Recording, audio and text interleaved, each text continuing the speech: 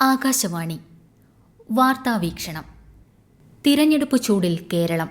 തയ്യാറാക്കിയത് സിനു SP, മാധ്യമപ്രവർത്തകൻ. അവതരണം ജോസ്ന ജോസ്.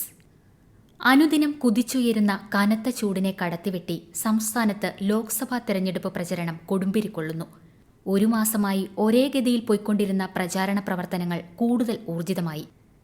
സ്ഥാനാർത്ഥികൾക്ക് വോട്ട് തേടി ഉന്നത നേതാക്കൾ തന്നെ രംഗത്തിറങ്ങിയതോടെ ചുട്ടുപൊള്ളുന്ന ചൂടാണ് തിരഞ്ഞെടുപ്പ് ഗോതയിൽ. NDAയുടെ പ്രചരണാർത്ഥം പ്രധാനമന്ത്രി നരേന്ദ്രമോദി വീണ്ടും കേരളത്തിലെത്തുന്നതോടെ പ്രചാരണ രംഗം ഒന്നുകൂടി സജീവമാകുമെന്ന് ഉറപ്പായി. മല്ലികാർജുൻ ഖാർഗെ, പ്രിയങ്ക ഗാന്ധി ഉൾപ്പെടെയുള്ള ഉന്നത നേതാക്കളെ ഇറക്കിയുള്ള പ്രചാരണത്തിന് ഒരുങ്ങുകയാണ് കോൺഗ്രസ്.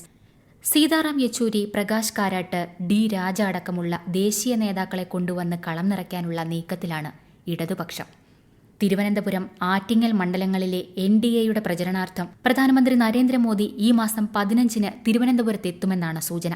തിരഞ്ഞെടുപ്പ് പ്രഖ്യാപന ശേഷം പത്തനംതിട്ടയിലാണ് ഇത്തവണ പ്രധാനമന്ത്രി ആദ്യമെത്തിയത്. പ്രഖ്യാപനത്തിന് മുൻപ് 2 തവണ തൃശൂരും ഒരിക്കൽ തിരുവനന്തപുരത്തുമെത്തി തിരഞ്ഞെടുപ്പ് പ്രചാരണത്തിന് തുടക്കമിട്ടിരുന്നു. ലോക്സഭയിൽ കേരളത്തിൽ നിന്ന് പ്രതിനിധിയെ എത്തിക്കാനുള്ള അക്ഷീണ പരിശ്രമത്തിലാണ് NDA. കേന്ദ്രത്തിന്റെ വികസന പദ്ധതികൾ വോട്ടാക്കി മാറ്റാമെന്നും അവർ കരുതുന്നു. വയനാട്ടിൽ കോൺഗ്രസ് നേതാവ് രാഹുൽ ഗാന്ധിക്കെതിരെ മത്സരിക്കുന്ന K. സുരേന്ദ്രനു വേണ്ടി കേന്ദ്രമന്ത്രിമാരും BJP നേതാക്കളും എത്തുന്നുണ്ട്. രാഹുൽ ഗാന്ധി വയനാട്ടിലെത്തിയതോടെ സംസ്ഥാനത്ത് കോൺഗ്രസിന്റെ പ്രചാരണം ഊർജ്ജസ്വലമായി. പ്രിയങ്ക ഗാന്ധിയാണ് കോൺഗ്രസിന്റെ താരപ്രചാരക ഇക്കുറി. വയനാടിനു പുറമെ ആലപ്പുഴ ഉൾപ്പെടെയുള്ള മറ്റു മണ്ഡലങ്ങളിലും പ്രിയങ്ക എത്തുമെന്നാണ് സൂചന.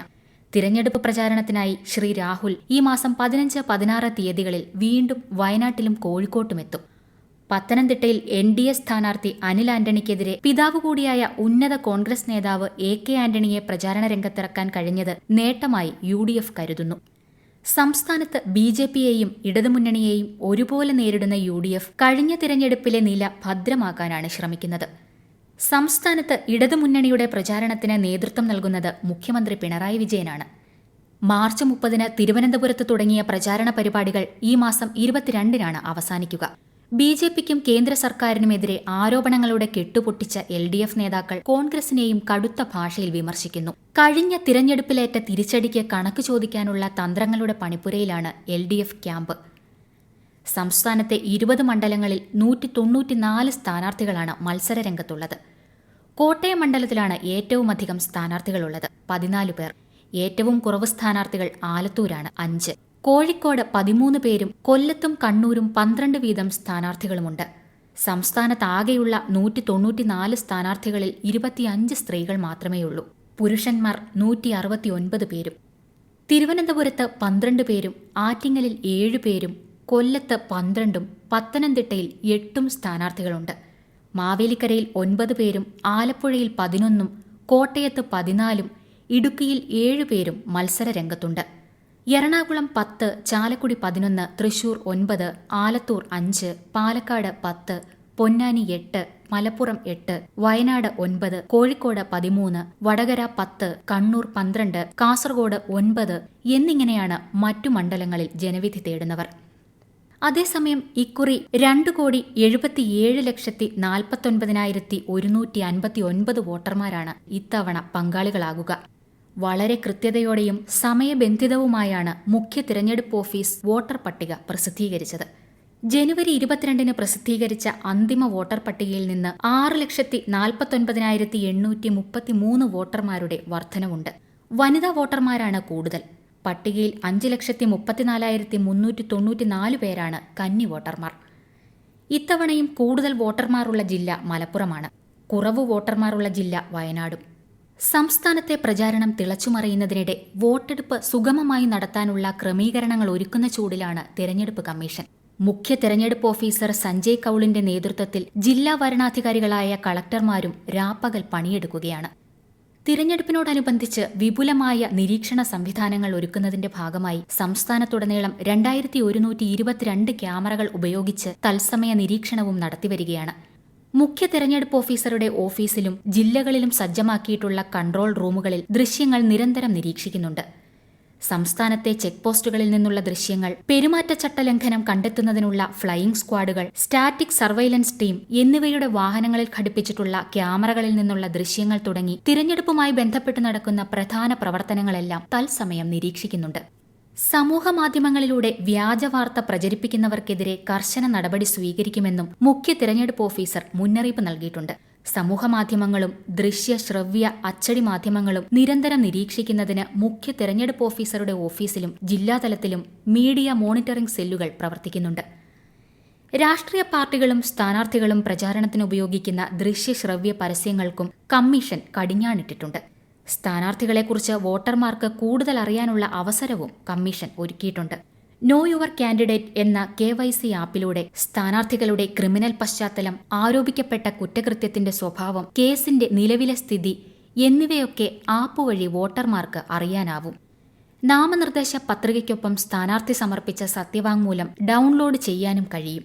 വോട്ടർമാർക്ക് സ്ഥാനാർത്ഥിയെക്കുറിച്ച് കൂടുതൽ മനസ്സിലാക്കാൻ കഴിയുന്നതോടെ ആ വിവരങ്ങളുടെ അടിസ്ഥാനത്തിൽ ശരിയായ തീരുമാനമെടുക്കാൻ കഴിയുമെന്നാണ് അധികാരികളുടെ വിലയിരുത്തൽ. തിരഞ്ഞെടുപ്പ് നിഷ്പക്ഷമായും സുതാര്യമായും നടത്തുന്നതിന്റെ ഭാഗമായി വോട്ടർമാരെ സ്വാധീനിക്കാനുള്ള അവസരം തടയാൻ കമ്മീഷൻ ജാഗ്രതയോടെ ഇടപെടുന്നുണ്ട്.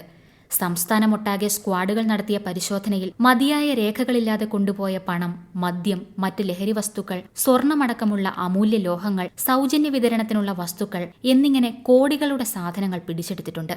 തിരഞ്ഞെടുപ്പ് പെരുമാറ്റച്ചട്ടം നിലനിൽക്കുന്നതിനാൽ വരും ദിവസങ്ങളിലും സംസ്ഥാനത്ത് വിവിധ ഏജൻസികളുടെ നേതൃത്വത്തിൽ കർശന പരിശോധന തുടരുമെന്ന് മുഖ്യ തിരഞ്ഞെടുപ്പ് ഓഫീസർ അറിയിച്ചിട്ടുണ്ട്. തിരഞ്ഞെടുപ്പുമായി ബന്ധപ്പെട്ട് സംസ്ഥാനത്തെ പോളിംഗ് സ്റ്റേഷനുകൾ വോട്ടർ സൗഹൃദമാക്കുന്നതിനും അടിസ്ഥാന സൗകര്യങ്ങൾ ഉറപ്പാക്കുന്നതിനുമുള്ള നടപടികളും സ്വീകരിച്ചു വരികയാണ്. വോട്ടർമാർക്ക് പോളിംഗ് ബൂത്തുകളുടെ സ്ഥാനം, ലഭ്യമായ സൗകര്യങ്ങൾ, വോട്ടർ അസിസ്റ്റൻസ് ബൂത്ത് എന്നിവയെക്കുറിച്ചുള്ള മാർഗനിർദ്ദേശം നൽകുന്നതിന് ശരിയായ അടയാളങ്ങൾ പോളിംഗ് സ്റ്റേഷനുകളിൽ സ്ഥാപിക്കും. പോളിംഗ് സ്റ്റേഷൻ സ്ഥിതി ചെയ്യുന്ന സ്കൂൾ കെട്ടിടങ്ങൾ നശിപ്പിക്കപ്പെടാതിരിക്കാൻ ശ്രദ്ധിക്കണമെന്നും നിർദ്ദേശമുണ്ട്. മുൻ തിരഞ്ഞെടുപ്പുകളിൽ ക്ലാസ് മുറികളിലെ ഭിത്തികളിലുള്ള ചിത്രങ്ങളും മാപ്പുകളും നശിപ്പിച്ചത് സംബന്ധിച്ച് പരാതികൾ ലഭിക്കുകയും നിയമ നടപടികളിലേക്ക് നീങ്ങുകയും ചെയ്ത സാഹചര്യത്തിലാണ് നടപടി. പോളിംഗ് സ്റ്റേഷനുകളിലെ തിരഞ്ഞെടുപ്പിനെ തുടർന്നുള്ള മാലിന്യം ഗ്രീൻ പ്രോട്ടോകോൾ പാലിച്ച് നീക്കം ചെയ്യണമെന്നതാണ് ശ്രദ്ധേയ നിർദ്ദേശം. മതിയായ എണ്ണം ശൗചാലയങ്ങൾ ഉണ്ടായിരിക്കും. മുതിർന്ന സമ്മതിദായകർക്കും ഭിന്നശേഷി വിഭാഗത്തിലുള്ള വോട്ടർമാർക്കും ക്യൂവിൽ നിൽക്കാതെ പോളിംഗ് സ്റ്റേഷനുകളിൽ പ്രവേശിക്കുന്നതിന് മുൻഗണന നൽകും. വേനലായതിനാൽ എല്ലാ പോളിംഗ് സ്റ്റേഷനുകളിലും കുടിവെള്ളം ഉറപ്പാക്കേണ്ടതും വരി നിൽക്കുന്നിടത്ത് വെയിലേൽക്കാതെ നിൽക്കുവാനുള്ള സൗകര്യവും ഒരുക്കും. പ്രിസൈഡിംഗ് ഓഫീസർമാർക്കാണ് ഇതിന്റെ ചുമതല. ലോക്സഭാ തെരഞ്ഞെടുപ്പ് ഡ്യൂട്ടിക്കായുള്ള ഉദ്യോഗസ്ഥ വിന്യാസവും പരിശീലനവും സംസ്ഥാനത്ത് മണ്ഡലാടിസ്ഥാനത്തിൽ പുരോഗമിക്കുകയാണ്. വോട്ടെടുപ്പ് ദിനമായ ഏപ്രിൽ 26-ന് സംസ്ഥാനത്ത് പൊതു അവധിയും പ്രഖ്യാപിച്ചിട്ടുണ്ട്. സർക്കാർ, സ്വകാര്യ സ്ഥാപനങ്ങൾ, വിദ്യാഭ്യാസ സ്ഥാപനങ്ങൾ എന്നിവയ്ക്കാണ് അവധി ബാധകം. ലോക്സഭാ തെരഞ്ഞെടുപ്പ് ദിവസം ജോലി ചെയ്യുന്ന മാധ്യമപ്രവർത്തകർക്ക് ഇത്തവണ തപാൽ വോട്ട് സൗകര്യം ഏർപ്പെടുത്തിയതും പുതുമയായി.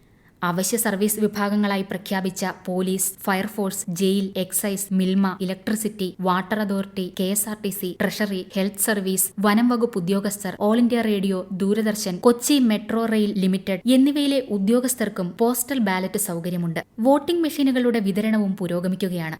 തിരഞ്ഞെടുപ്പ് നടത്തിപ്പിനായി തിരഞ്ഞെടുപ്പ് കമ്മീഷൻ വിശ്രമമില്ലാതെ പണിയെടുക്കുമ്പോൾ അധികാരം പിടിക്കുന്ന തന്ത്രങ്ങളുടെ പണിപ്പുരയിലാണ് രാജ്യത്തെ രാഷ്ട്രീയ കക്ഷികൾ.